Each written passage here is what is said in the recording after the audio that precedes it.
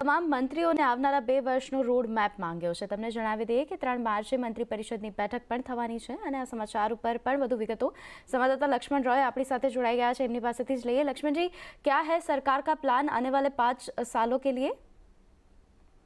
दरअसल अभी जहां हर तरफ को बातचीत इस बात को लेकर चल रही थी कि सरकार चुनाव को लेकर क्या तैयारी कर रही है, पार्टी स्तर पर चुनाव को लेकर क्या तैयारी है, मैनिफेस्टो में क्या कहा जा रहा है, लेकिन मुझे लगता है कि यहां पे मोदी सरकार एक नए लेवल पर जाकर सोच रही है।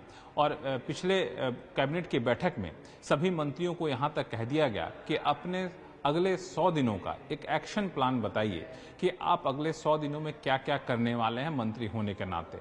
ये सिर्फ अगले 100 दिनों का एक्शन प्लान ही नहीं मांगा गया, ये भी कहा गया कि अगले 5 साल में आप क्या क्या करना चाहेंगे। तो अगले 5 साल का रोड मैप भी मांगा गया है और कहा गया है कि जब आप एक्शन प्लान बनाएं और जब आप रोड मैप बनाएं तो ये जरूरी नहीं है कि आप ये ख्याल रखें कि हम जिस मंत्रालय में अभी हैं, जो मंत्री अभी हैं, वही नई सरकार बनने के बाद भी रहेंगे कि नहीं रहेंगे। आप 100 दिनों का एक्शन प्लान या फिर 5 साल का जो रोड मैप देंगे, इस बात का आप ख्याल बिल्कुल न रखें कि आपका मंत्रालय रिपीट होगा कि नहीं होगा, आप इसी मंत्रालय में रहेंगे कि नहीं रहेंगे। आप इन सब के सोच से हट करके एक एक्शन प्लान दीजिए, रोड मैप दीजिए, ताकि सरकार बनते ही उस रोड मैप पर ज्यादा गंभीरता से अमल किया जा सके। ये रोड मैप कैबिनेट सचिवालय को देने के लिए कहा गया है। इस बीच एक और महत्वपूर्ण डेवलपमेंट ये हो रहा है कि 3 मार्च को प्रधानमंत्री मोदी की अगुवाई में मंत्री परिषद की बैठक होने जा रही है।